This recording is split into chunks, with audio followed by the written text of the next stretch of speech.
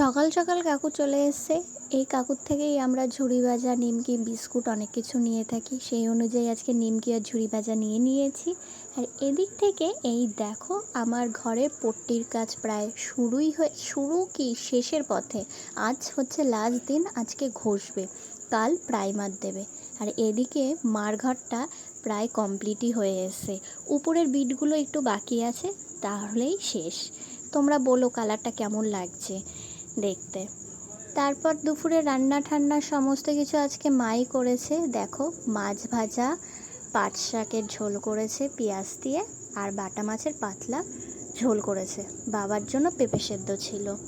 তারপর সন্ধেবেলায় এসেছি বাবার প্রোটিন এক্সটা করে নেওয়ার জন্য, আর সাথে আমি আর দাদা আজকে হরলিক্সও খেয়েছি। অনেকটা পরিমাণে জল দিয়ে দিয়েছি। এই প্রোটিন এক্সটা আমরা প্রত্যেক দিন বাবা যেহেতু খায়, আজকে বললাম যে না, আজকে আর অন্য কিছু খাবো না, চল এটাই খাই।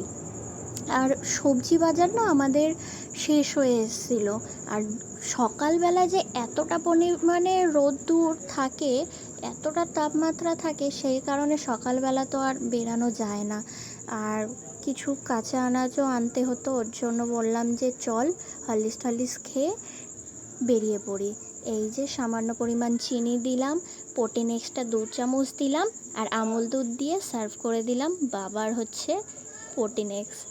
তারপর মা বলছিল যে কি কি বাজার আনতে হবে, এটা না সেটা। মা ফ্রিজ খুলে দেখলো যে ডিমও শেষ, আলু শেষ, কাঁচা আম, এগুলো সমস্ত কিছু লিস্ট করছিল। আর আমি শুনছিলাম যে আচ্ছা আচ্ছা ঠিক আছে, তুমি দাদাকে টাকার বাজারের ব্যাগটা দিয়ে দাও, আমি আসছি, আমার প্রায় হয়েই এসছে। এর মধ্যে সমস্ত কিছু বাজার করে নেওয়ার পর দাদা বলছে কিছু খেতে ইচ্ছা করছে। আমি বললাম এই তো হরলিক্স খেয়ে আসলি।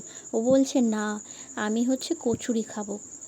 ও বাবা, সেইখানেও বসে পড়েছে, আর তার সাথে আমিও এক পিস খেয়েছিলাম। তারপর এই যে বাজার টাজার কমপ্লিট করে বাবার ওষুধ নিয়ে সমস্ত কাজ নিয়ে এই যে বাড়ির পথে আসছি। টাটা।